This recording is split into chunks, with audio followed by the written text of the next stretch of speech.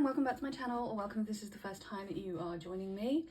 As you can see from the title of this video, I am back after a little bit of a break to do another VR. This one is Last 10 Decks, and it was originally a live stream by Jonathan Dailey. I'll leave the link to his live stream in the box below. And I've been meaning to do it for ages, but it's just one of those things that you just... life gets in the way, you know what it's like. So I think these are my last 10 decks in order, but they might be out of order. I can't really remember. You don't really care. And I'm just gonna jump right in and talk about the last 10 decks that I bought. I actually think as well that I bought all of these decks in 2023. So yeah, as an interesting piece of information for you. So the first one is the Buffy the Vampire Slayer deck. I'm not going to talk too much about this one. This one has been discussed on my channel, in fact, at length, because 3 Girls 1 Deck did a live stream where we talked about this for 2 hours in great detail, went through nearly every card. Sarah and I are huge Buffy fans. Juli is new to Buffy, so it was a really interesting conversation. And I'll link the video in the description box if you haven't watched it and you do want to go and check that out. Speaking for myself, I thought it was a really interesting discussion. I like this deck. We did another tag on 3 Girls 1 Deck recently where we did the like mid-year check-in really late because that's just how we roll. And this was one of the decks that brought me happiness, but it was one of the decks that was the biggest disappointment for both Sarah and Juli. I think, specifically Sarah, I'm sure Juli as well. And for me, I said then and I'll say again, the biggest disappointment for this deck is the guidebook. And I'm not too bothered about the guidebook because I know this series so well. And it does have other like flaws, I guess, as in things that I would have done differently. But overall, I'd rather have this deck with 1 or 2 questionable choices than no deck at all. That's kind of where I am with this right now. I mean, that's not the most resounding, like, I can't think of the word. Anyway, it doesn't make you want, it doesn't sound like it's a deck you want to run out and buy, right? It's not like, oh my god, it's amazing, you'll love it. But on the whole, I think it's a really good deck. Endorsement. It's not the most resounding endorsement. That's what I was trying to say. Oh man. Next up is a little Kickstarter deck called World Cloud Tarot Happy Toast deck. It's a mouthful, right? This deck was actually really cheap, even as a Kickstarter deck. I think it came from the UK, which might explain why it was so cheap. But and even with the tin added, it was still really cheap. Like, this deck is not gonna be for everybody. I know there are people who don't like keywords, or you know, who are going to want more imagery than this deck is giving or whatever. But personally, I think it is great. I would give this deck to somebody who was learning. This is kind of how I learned. I learned by rote. I learned by going through a book and more or less learning keywords for each card and having an understanding of the overall theme of each card, and then building in the elemental stuff, and then building in the numerology stuff, and then learning to read the pictures. Like, I learned in stages like that, and that really worked well for me. And even as a more seasoned tarot reader, I still think that this deck, it has a lot to offer, in that it's an interesting exercise to draw a card, see what words you're pulled to, and also what words resonate with you in both the positive and the negative way. Because we talk about resonate like it's always a positive thing, but it doesn't have to be. Resonate just means it creates a reaction in you. And sometimes that reaction can be a negative reaction or a what the actual reaction. And it's interesting to dive into that and have that conversation with yourself about, I would never see this word connecting to this card. How does that fit? Can I make that fit? Can that word change the way that I view this particular card? Yeah, I think it's a really interesting little exercise. It's a great little fun deck to play with as well. It's like basically waterproof, these cards. You can even play with them in the bath. Not that I do or have tried, but you could. And we have the little Squid Cake Marseille Tarot. I am obsessed with this deck, partly because it was so damn cheap and I love that. Partly because the guidebook is so good, considering the size of it. The amount of information in the guidebook is just so good. It has these beautiful pink edges, the backs are beautiful, the colouring I just love, the little people in it, if we see any. There we go. Are just so like unique looking, which I really love. And it's a Marseille deck, which I found incredibly easy to work with, which was a surprise for me because me and Marseille are not the best of buddies. I am a much more visual reader than that. I need something happening in my decks visually to spark any kind of, I don't know, intuition or whatever you want to call it. And so in general, I find Marseille a challenge, but there are a few decks I like that are Marseille based that I find I enjoy working with. Or some of the decks I say are Marseille based, they're not. They're Pip decks and I still enjoy them, but so they tend to have more of a mix of Pip and imagery and less like totally pippy like this one is. But this is a straight up Marseille deck, and it just, something about the combination of all of it together, the colouring, the size, the people, the, you know, all of that just hit my sweet spot, and it just worked fabulously for me. Next up, the Literary Tarot. This is when we, due to the pandemic and other things going on, we waited a long time for this deck to be delivered. And in the time that we were waiting for this deck to be delivered, the communication from the seller, this was a Kickstarter deck, the communication from the creators, the sellers, was fantastic. Like, they did a really good job of keeping people updated on delays and all of that kind of stuff. Then there were some issues with the pricing of shipping, which wasn't their fault, but wasn't handled the best. And then when I got my deck, the box is misprinted, so it should go this way up, but as you can see, this is upside down, which is not a huge issue, but is just kind of annoying because all the spell bottles and stuff are upside down too.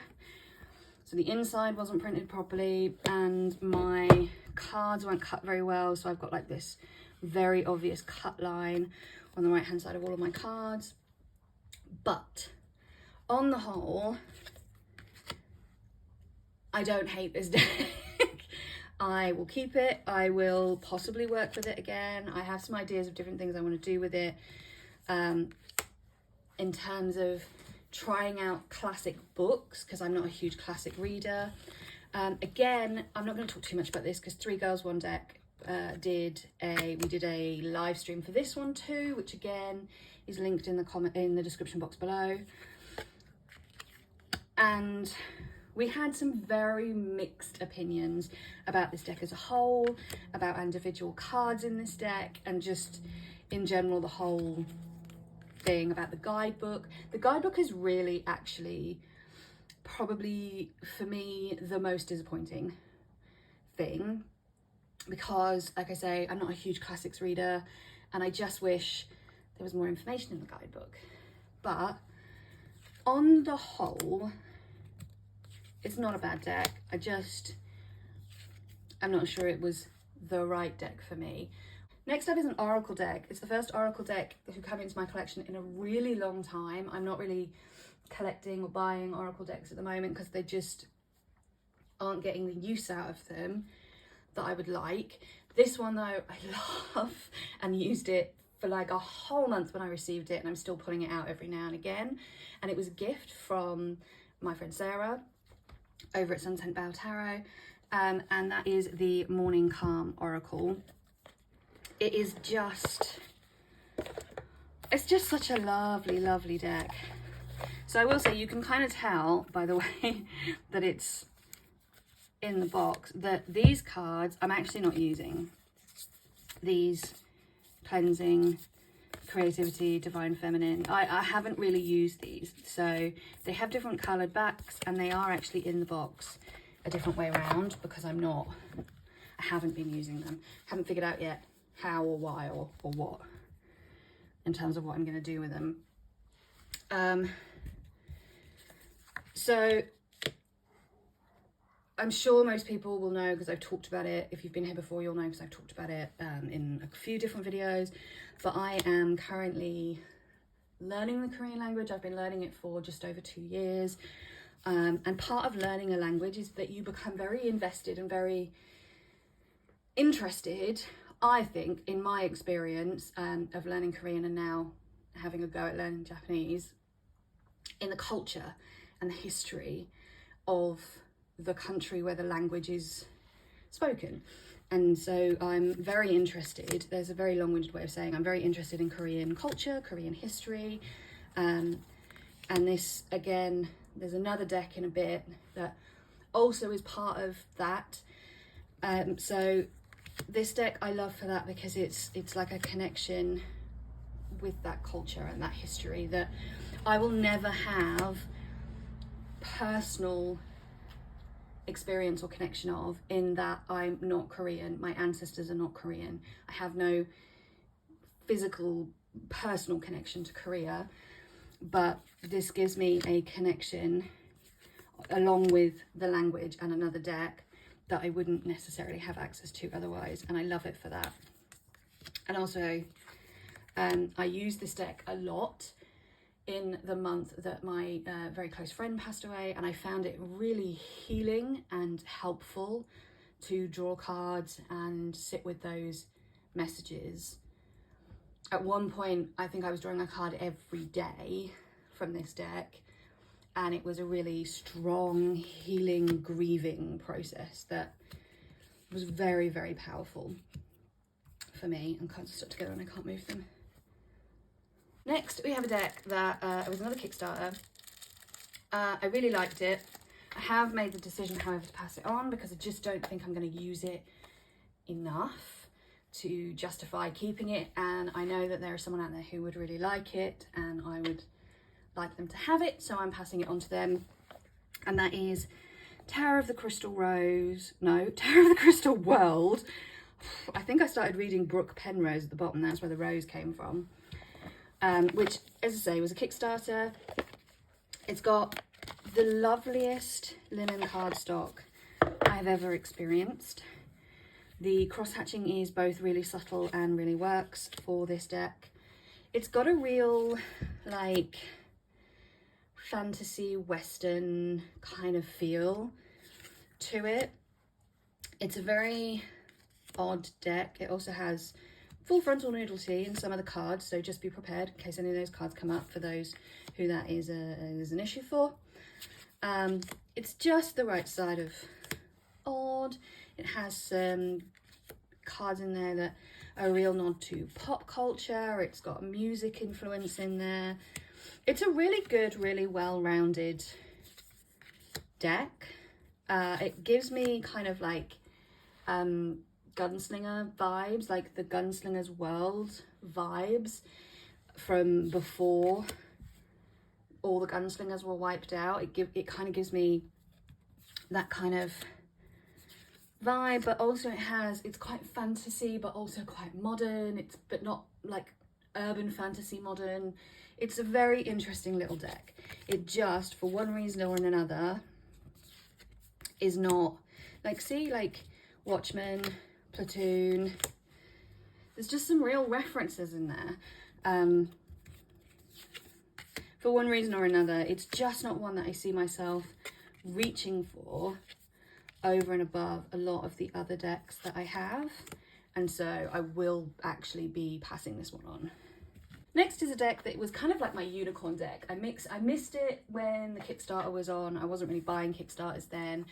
And it never went mass market. It was never reprinted. It was very difficult to get in the UK.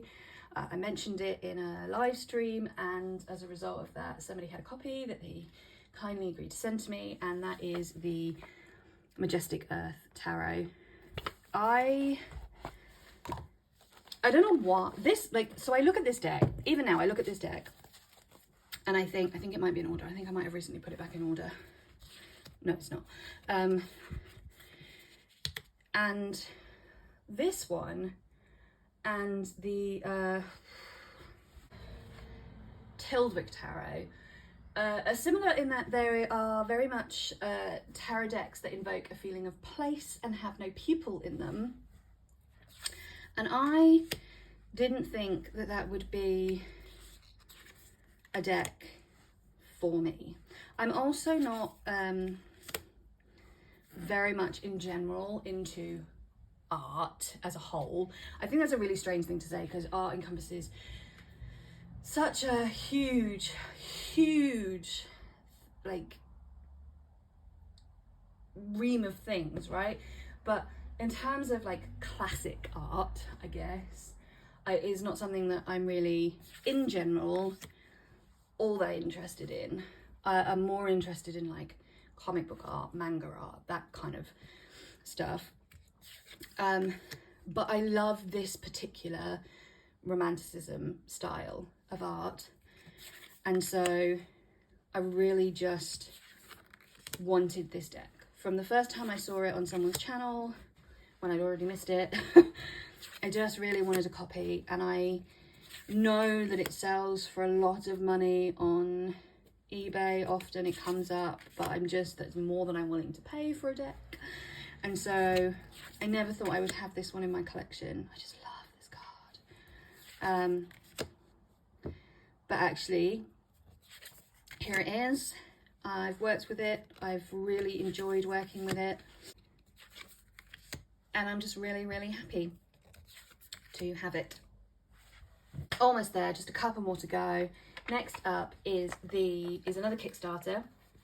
This is the other one that I was talking about when I was talking about Korea, and this is the traditional Korean tarot by Banner.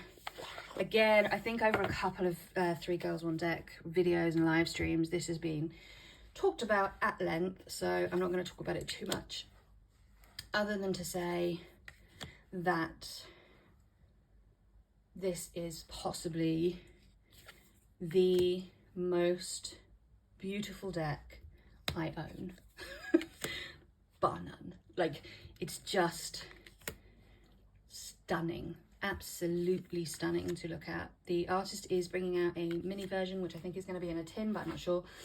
And it's just some of the most beautiful artwork I've ever seen.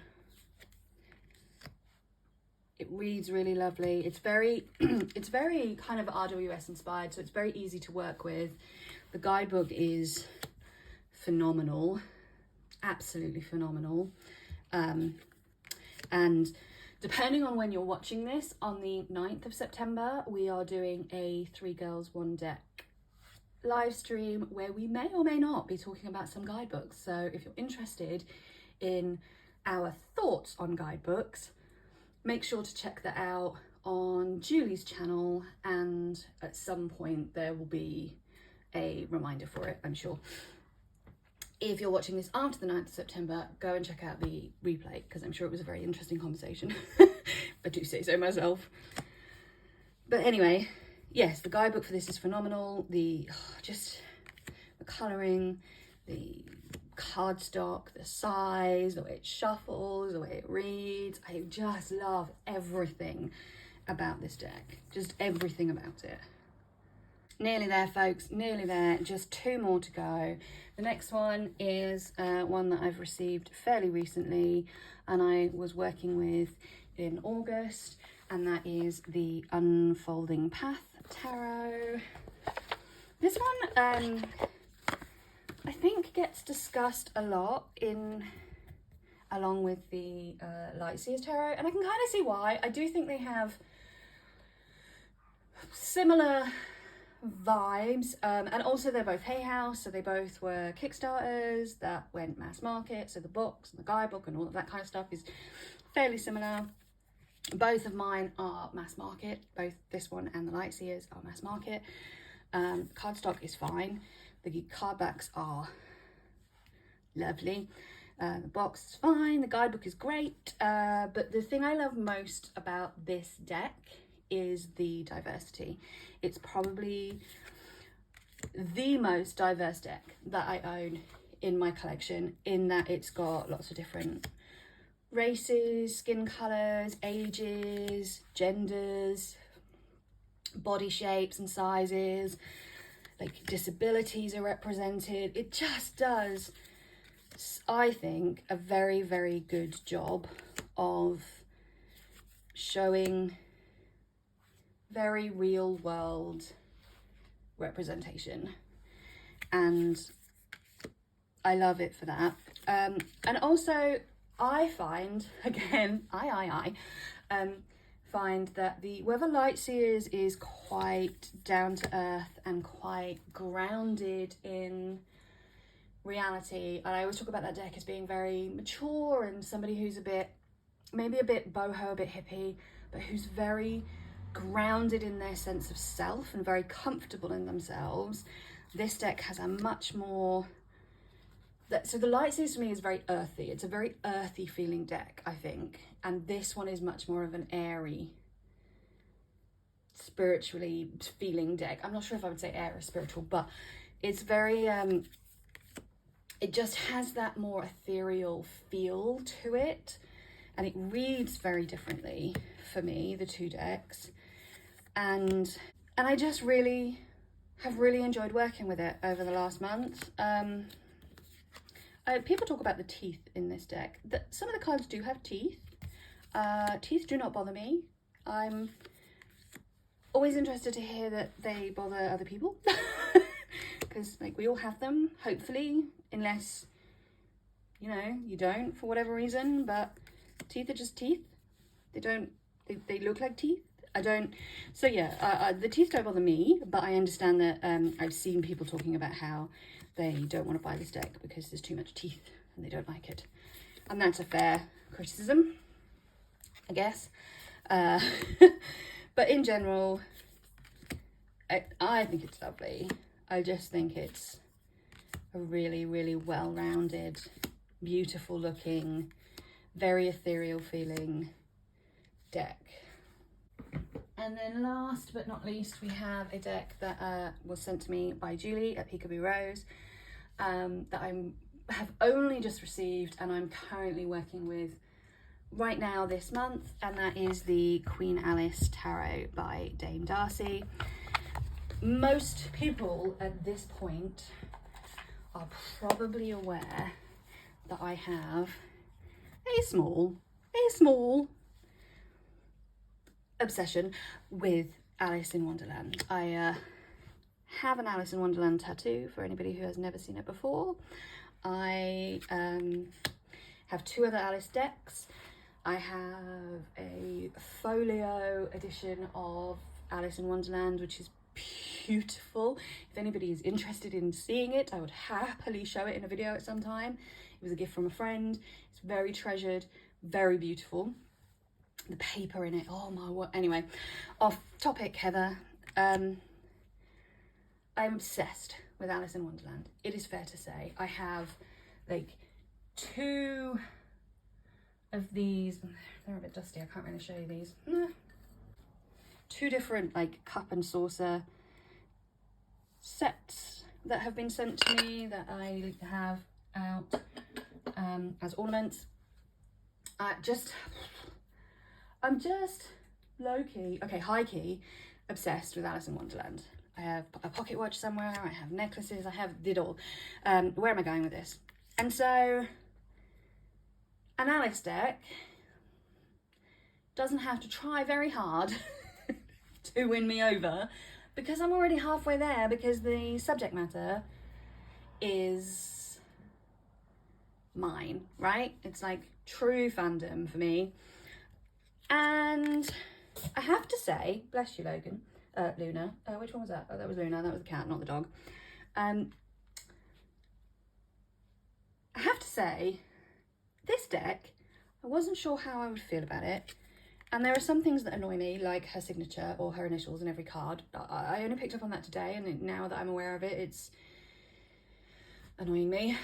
In some, like, I understand wanting to sign your artwork, but in something that is very much about the visual and is, you know, like every single thing in that visual should matter, in my opinion, kind of irritates me a little bit. But they're not easy to see, but they're distracting enough that, like, sometimes I'm drawn to them. I'm like, oh, what's that? Like, on one of them, it goes up her skirt, and I'm like, oh, what's that? Oh, it's the author's name. Oh, this artist's name. Okay, wonderful. So that bothers me a little bit. I also not a fan of silver edges.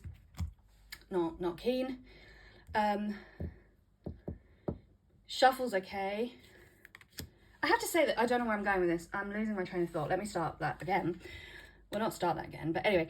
I need to eat. It's lunchtime for me. On the whole, this deck is growing on me in a way that I didn't think that it would. The art style is very tattooy. It's very similar, I think, in some ways, but not exactly, to... No, I cannot remember the name of the deck. Hang on. The Bonfire Tarot. It's got a very kind of like, to me, these are very like tattooy style art.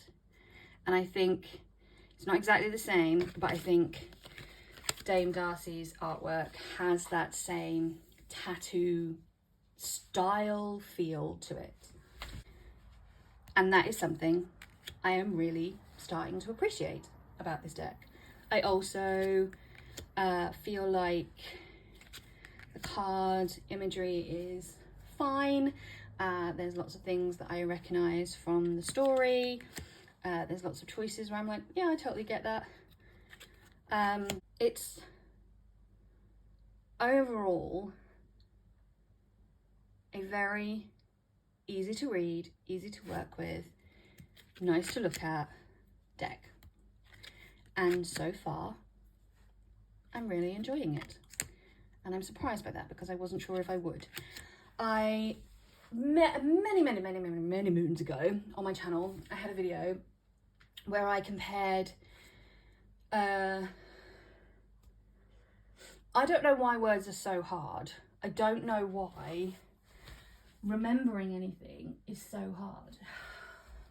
Baba Studios, that's what I'm trying to think of. I compared Baba Studios' Alice Tarot with Tarot in Wonderland by Llewellyn, and talked about the imagery and which deck I actually was more likely to use, which one I preferred, and all those kind of lovely jubbly things. I'm umming and ahhing about doing that video again, but putting this deck into the mix, just because any excuse to talk about Alice, really, and it's a new deck, and it's an interesting way to go through my thoughts on a deck without doing an actual review. So if people are interested and think that that's something that they would want to see, let me know in the comments, and I will certainly go ahead and do that. This is getting really rambly because I'm hungry and all I can think about now is that I want something to eat. So I am gonna love you and leave you and say thank you very much for sticking with me through this video. Thank you, Jonathan, for creating this tag. It's such a great evergreen tag as well, because if you're a collector, then this is one of those ones that every however long you can roll it out and do it again, because you just need to wait till you've accumulated another 10 decks, right? And then you can do it again. So as a fantastic idea for a tag. I love it. I'm sorry it took me so long to do it, but I think it will be one that I will probably do again. That is me. Thank you very much everybody for watching. Lots of love, and I will see you all again shortly for another one. Take care. Bye bye.